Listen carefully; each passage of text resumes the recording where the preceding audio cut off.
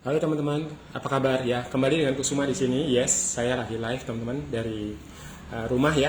Ini mau makan malam. Saya baru pulang dari Renon, lapangan Renon teman-teman untuk jogging ya. Tadi 3 kali jogging. Kemudian sebelum pulang saya sempatkan untuk membuat satu video ya, rekaman. Judulnya tentang seringkali apa yang kita butuhkan itu sebenarnya bukan itu yang kita butuhkan gitu ya. Nah, nanti Anda bisa cek videonya ya. Jadi teman-teman, selama ya Anda masih ada makanan di meja makan Anda ya seperti ini, teman-teman apapun gitu ya.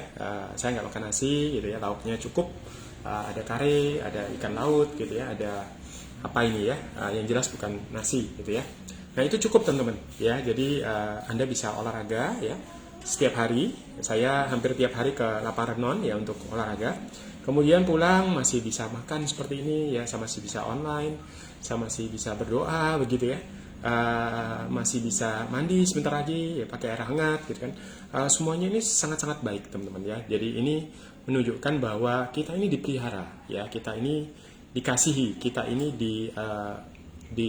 dirawat begitu ya. Ada daya ilahi ya di dalam diri kita, yang menciptakan kita, yang mengizinkan semuanya ini terjadi teman-teman ya, terlepas keadaan seperti apa saat ini ya, keadaan ekonominya seperti apa ya, tetapi yang saya temukan teman-teman, ketika yang kita nomor satukan adalah Tuhan ya, di atas segalanya ya, di atas keluarga, di atas bisnis, di atas pekerjaan, di atas kesehatan gitu ya, Tuhan first. Kemudian yang kedua baru keluarga, yang ketiga baru bisnis, yang keempat baru kesehatan gitu ya.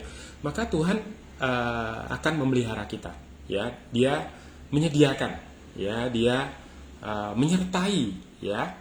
Bahkan ketika kita masih bisa bernafas ya, bangun di pagi hari, itu sudah satu kemewahan yang luar biasa ya, karena ada satu jenis penyakit teman-teman, dimana ketika tidur di malam hari ya, tiba-tiba nafasnya itu bisa berhenti ya, dan kemudian paginya orangnya sudah nggak ada. Jadi kalau Anda masih hari ini masih bisa bernafas lega ya, tanpa ventilator begitu ya, berapapun usia Anda ya, karena di zaman ini teman-teman, oma itu bisa menguburkan cucu ya, lalu oma kemudian menguburkan anak ya, sementara omanya masih hidup teman-teman ya. Ini zaman seperti itu ya. Nah oleh karena itu ya sudah, hikmahnya ya adalah, orang-orang di zaman sekarang ini mereka lebih bersedia ya, mereka lebih peka ya terhadap hal-hal yang spiritual. Ya tadi di video yang tadi saya udah cerita teman-teman bagaimana saya bertemu dengan orang-orang yang wow ya, ada yang sudah menikah 3 kali begitu ya. Dengan pertama kali tidak berhasil karena suaminya ini suka judi ya, kemudian yang kedua kali suka ilmu-ilmu gaib ya, kemudian perselingkuhan gitu kan, istrinya sampai 3 dan seterusnya ya, kemudian jatuh ke narkoba ya. Jadi walaupun tadinya kaya gitu ya, tetapi jika ada dosa di situ teman-teman ya, hidup tidak kudus, apalagi sebagai pria ya, sebagai kepala keluarga ya, suaminya ini tidak hidup kudus, tidak takut akan Tuhan, maka kehidupan rumah tangga itu akhirnya hancur berantakan, uang yang banyak habis begitu ya. Kemudian kasihan dengan anak-anaknya, tentu semuanya jadi menderita ya. Si suami menderita, si istri sekarang harus pergi jauh ya ke pulau yang lain ya. Bahkan sudah pernah mencoba untuk bunuh diri begitu ya. Jadi kasihan sekali ya. Lalu pernikahan kedua kali ternyata seperti itu ya. Jadi suaminya suka ilmu gaib ya, ilmu-ilmu seperti itu, kemudian berselingkuh. Akhirnya walaupun anaknya orang sangat-sangat mampu teman-teman, akhirnya belakangan keuangannya hancur lagi begitu ya. Dan akhirnya si istri ini akhirnya pergi ke kota yang lain ya, dan memulai dari awal. Nah bisa saja ya dia berpikir bahwa solusinya adalah mencari orang yang berikutnya lagi ya, tetapi pada saat saya belajar dari Romo ternyata orang yang berbeda ya, suami yang berbeda, orang lain ya, itu bukan kunci dari kebahagiaan kita teman-teman ya.